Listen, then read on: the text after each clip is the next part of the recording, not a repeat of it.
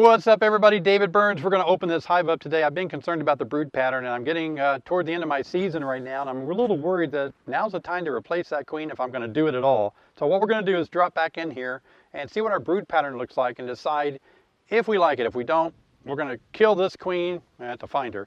And we're going to kill her, and then we're going to put a new queen in here after a couple hours. So hopefully, fingers crossed, we'll be satisfied with the brood pattern.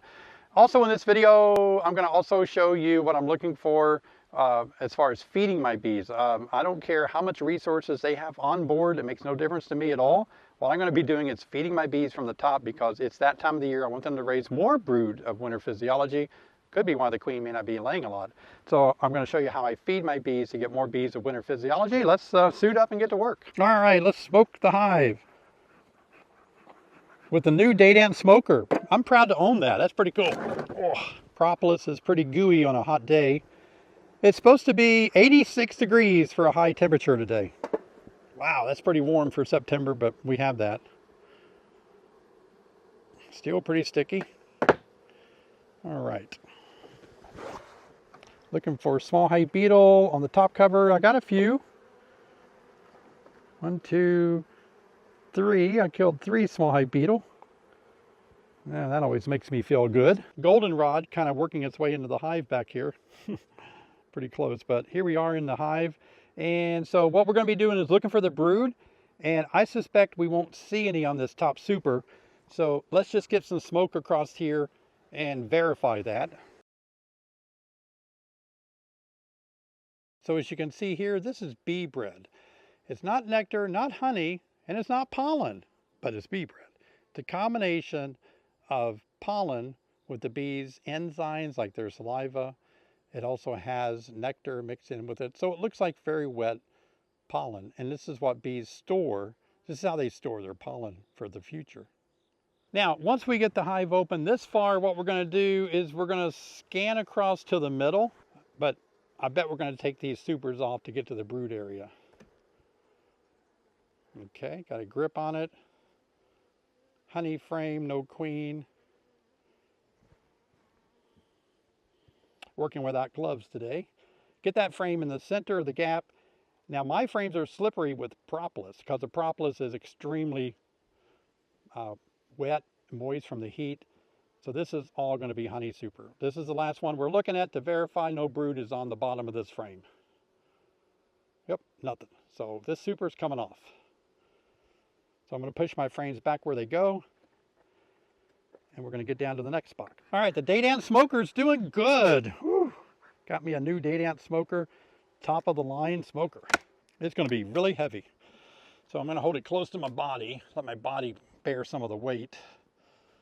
All right, there we go. We have a lot more good tips coming up on this video, but I want to encourage you guys to please subscribe, give me a thumbs up, leave a comment below. Helps my videos so much, and I'm trying to do all I can to make more videos to help you guys become better beekeepers. Hope you're enjoying the video. Let's get back in this hive.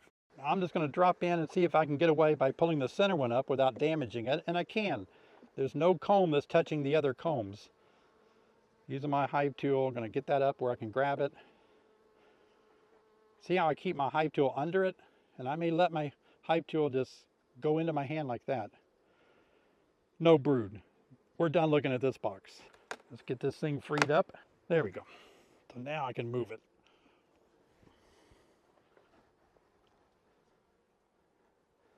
Now, since it is late summer, getting close to fall, I don't want this hive to be, this supers to be robbed out by robber bees. So I'm just going to lay this on top.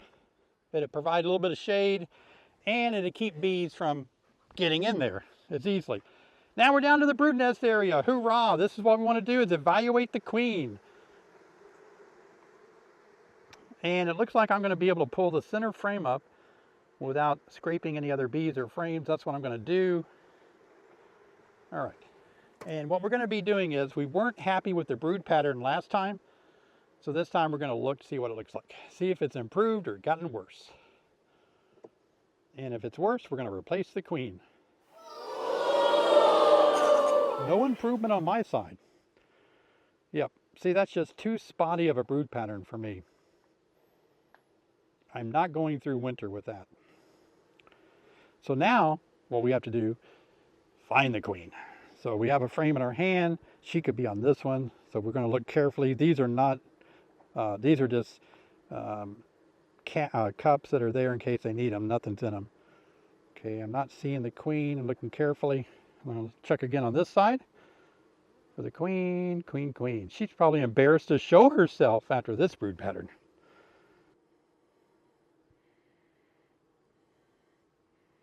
All right, what we got here?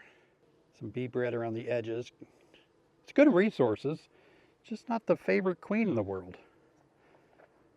Not a horrible brood pattern here, and this is really a suspended queen cup with nothing in it, in case they need it. So let me look for the queen here. The brood pattern here, you know, this is more what we would look for in a solid brood pattern, isn't it? So it'd be cool if you had somebody, when you inspect your hives, like if you had like your 10-year-old child or grandchild, 10-year-olds, because 10-year-olds have great eyes. When you're 10, your eyes are great. And you could have a 10-year-old that does nothing but look for the queen, just a queen spotter. Wouldn't that be great? All right, it's a hot day, about 86 degrees Fahrenheit.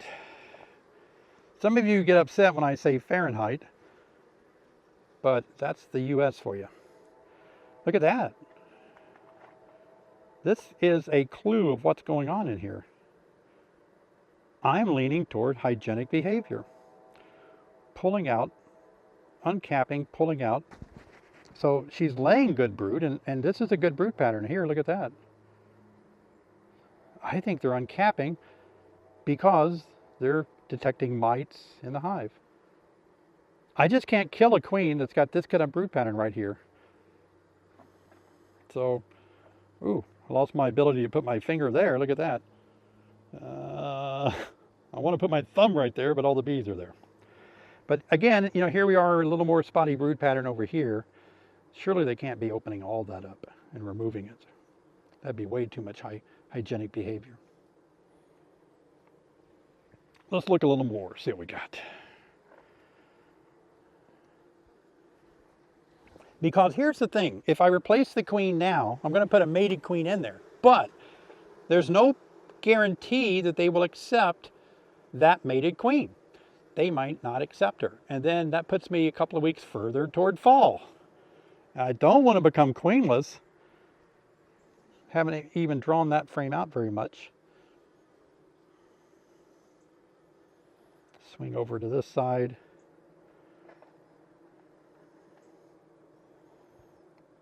Still don't see the queen anywhere here on this frame.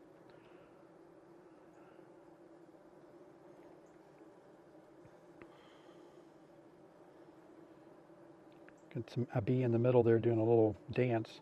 Looks like a round dance. Round dances mean it's really close to the hive. And she's probably saying, look, there's a flower right outside the door, people. Sorry, I saw a small hive beetle I had to kill. Plenty of bee bread, plenty of pollen. I'm blaming the queen. Not able to carry stuff where they normally would carry it, so they're kind of all getting caught in this bottom deep. All right, let me look up here. Oh, there's our queen right there. Put your finger by her. I can't find her in the camera. Okay. I could see her earlier. Right there. Okay, there we go. So, there she...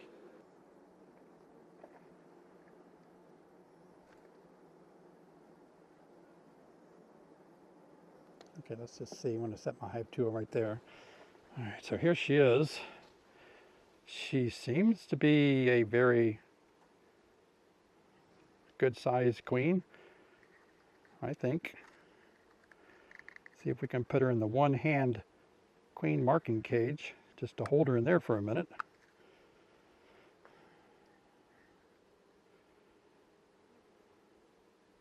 All right, yep. I think what I'm going to do is swap her. Like I've got a hive, I got a nice queen with a good laying pattern and a mating nook back in the back.